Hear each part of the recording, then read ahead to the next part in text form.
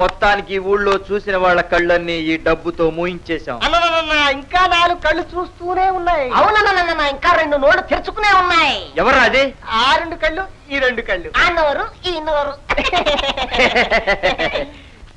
మీరు కూడా తగులడండి. దీంతో మా కళ్ళు మూసుకుపోయాయి. దీంతో మా నోళ్ళు మూసుకుపోయి.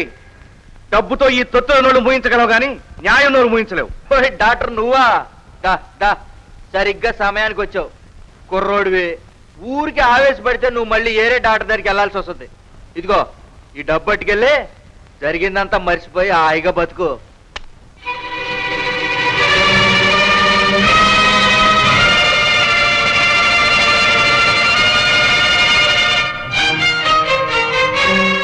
గాలేస్తే ఎగిరిపోయే ఈ నోట్ల కట్టలతో చెదిరిపోయిన మా మధుర స్వప్నాలకి వెల కట్టలేవురా రాక్షసుడా. నీ దుర్మార్గాన్ని అరికట్టడానికి చూసిన ప్రజలున్నారు, న్యాయం చెప్పే కోర్టు ఉంది, పైన భగవంతుడున్నాడు. నువ్వు నీ డబ్బు వాటి నుంచి తప్పించుకోలేరురా. యువర్ ఆనర్, యాక్సిడెంట్ చూసిన ప్రత్యక్ష సాక్షిని ప్రవేశపెట్టవలసిందిగా మనవి చేసుకుంటున్నాను. వంగ అప్పారావు, వంగ అప్పారావు, వంగ అప్పారావు. దేవుని ఎదుట ప్రమాణం చేసి, దేవుని ఎదుట ప్రమాణం చేసి అంతా నిజమే చెప్తాను. అంతా నిజమే చెప్తాను, అబద్ధం చెప్పను. అబద్ధం చెప్పను. అయ్యగారు కారు నిదానంగా భయమంటూ అనుభవించుకుంటూ వస్తా ఉందండి. అట్టా పోయే రాధమ్మ గారు వెనక ముందు చూసుకోకుండా కంగారు పడి కారుకి అడ్డం పడిపోయారండి. ఇది నా కళ్ళారు చూసిన సత్యమండి.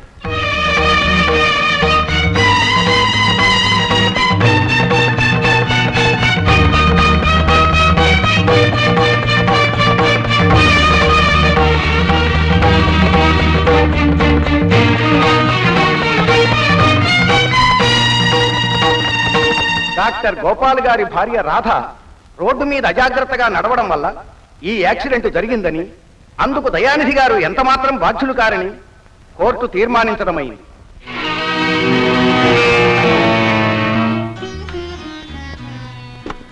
ఏమిటిది గోపాల్? వెళ్తున్నాను డాక్టర్, ఈ ఊరు విడిచి వెళ్తున్నాను. ఊరు నిన్నేం చేసింది? ఊరు కాదు డాక్టర్, డబ్బు, అధికారం. నేను ఇక్కడికి ఎన్నో ఆశలతో వచ్చాను. నా వృత్తిని గురించి ఎన్నో కలలు కన్నాను. నా జీవితాన్ని గురించి ఒకే ఒక మధుర స్వప్నం మనసులో మలుచుకున్నాను. అదంతా చెదిరే ముక్కలైపోయింది. ఇక్కడే ఉంటే ఆ పగిలిన ముక్కలు ములుకులే అనుక్షణం నన్ను గుర్తుతుంటాయి. అందుకే వెళ్తున్నాను డాక్టర్. అందరి డాక్టర్ లాగే నేను డబ్బు సంపాదిస్తాను, నా భార్యను సుఖపెడతాను, అందరిలాగే నేను బ్రతుకుతాను. నిజమే, కానీ ఒక్కటే సందేహం. ఇప్పుడు డబ్బు న్యాయాన్ని మింగింది, అప్పుడు నిన్నే మింగుతుందేమో.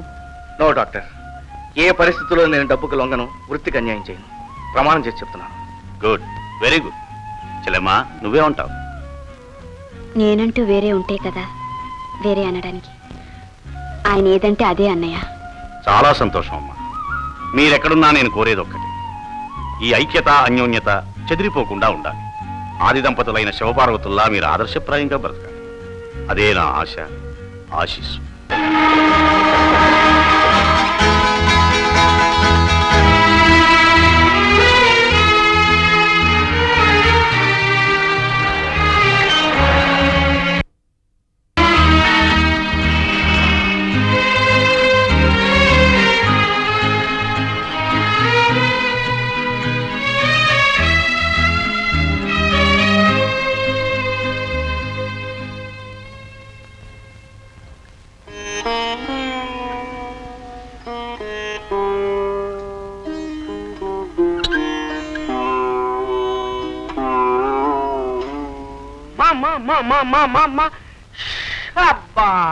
రండి, ఇలా కూర్చోండి.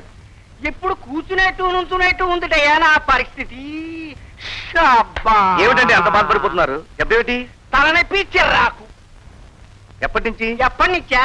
బియ్యం, ఉప్పు, పప్పు, మిరపకాయ, చింతపండు మీ ఆవిడ నా కొట్లు అప్పు తీసుకెళ్ళిన దగ్గర నుంచి తలనొప్పి.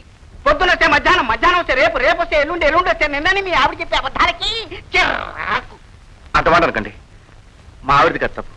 నేనే ఇదిగో ఇస్తాను, అదిగో ఇస్తాను అబద్ధాలు చెప్పాను. ఆ మాటను మీతో అలా చెప్పుకుంటుంది. మీరేమనుకోకపోతే. మీరు మీరేం చేసుకుంటారు నాకు అనవసరం. నాకు కావాల్సింది నా డబ్బు, అది నా మొహాన పారైంది. ఇప్పుడు నా చేతిలో ఏమీ లేదు. అంతవరకు ఈ వాచి ఈ వాచి కందిపప్పు కూడా సరిపోదు. ఇగో నీకు రెండే రోజులు టైం ఇస్తున్నాను. మళ్ళీ ఇవాళ రేపు అని చెప్పి టర్నింగ్స్ అన్ని నాకు పెట్టారు. అల్లరి బజారంతా అల్లరి చేసి మారేస్తానంతే. షబ్బా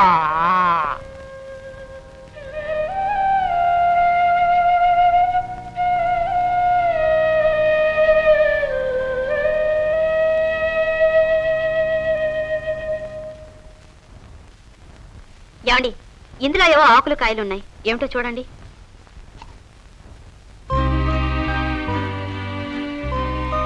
ఏమిటండి ఆలోచిస్తున్నారు? ఇవి ఒట్టి ఆకులు కాయలు కాదు రాధా. వీటితో సీతాలు ఎంతో ముదిరిపోయిన కావిరిని కూడా నయం చేసేది. ఒకరోజు డాక్టర్ అయ్యా, నేను ఎప్పుడు పోతానో ఏమో, ఈ వైద్యం కూడా నాతోనే పోతుంది, మీరు చదువుకున్న వాళ్ళు 10 మందికి ఉపయోగించేలా చేయండి అని ఇది నా చేతికిచ్చింది. వీటి మీద రీసెర్చ్ చేసి తీసి రాయాలనుకున్నాను. ఆ సంగతి మర్చిపోయాను. ఈరోజు మొదలు పెడతాను రాధా, ఈరోజు మొదలు పెడతాను.